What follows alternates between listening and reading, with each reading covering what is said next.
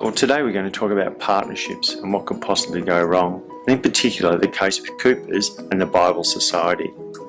Whilst there's nothing wrong with having a corporate partnership, and in fact that can be a really good alignment for a business, there's a few things you really have to be aware of. We often see problems when one of the parties does something that doesn't align with the company's values or even broader, the community values.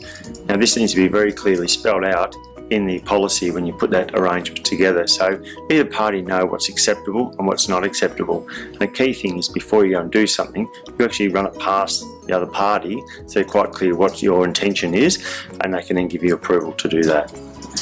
Now in this case there was a TV commercial which was produced without the authority or the permission of Coopers, and Coopers weren't happy with the result of that and subsequently had to ask the Bible Society to remove that, which they did. There was also a commemorative beer that was actually produced by Coopers, and while all in good faith, it's now shown that that wasn't well received by the community. So when these things are done, it needs to do a bit of market testing just to make sure that the community are quite comfortable with your decision about what you're about to do. The talent that was used for the TV commercial by the Bible Society was questionable as well. The two politicians who were on that really didn't fit the demographic, the audience they were trying to talk to. Once again, a misalignment from where it was trying to get to. So again, some market testing and running this through, giving what we call a sanity check before you actually go into full production. A trial through social media showed there was certainly a lot of activity and a lot of people expressing their concern around the campaign, Coopers supporting Bible Society and the stance on marriage equality. So once again, this is an area that Coopers really shouldn't be getting engaged in. It's not their position. They're brewers of beer and they should stick to that. Now we'll just have a look at the response by Coopers. Well, firstly, they acted quickly, which is the right thing to do. They were quick to say that they hadn't approved the TV commercial by the Bible Society and asked them to remove it, which the Bible Society did, which that was good.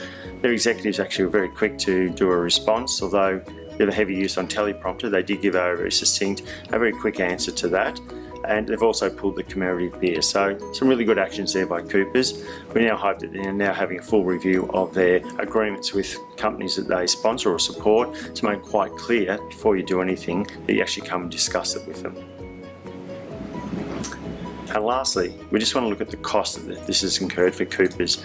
First of all, there's obviously a loss of cost in sales. A number of outlets have now said they wouldn't use Coopers, and maybe they'll come back online, but certainly a disruption in distribution, sales. The other thing is just the time it's absorbed in their executives, their legal team, their communications team, operations in responding to this. And then lastly, of course, is the reputational damage that it could take some time for Coopers to just fully regain, where people are very comfortable about using their product and very happy with their brand.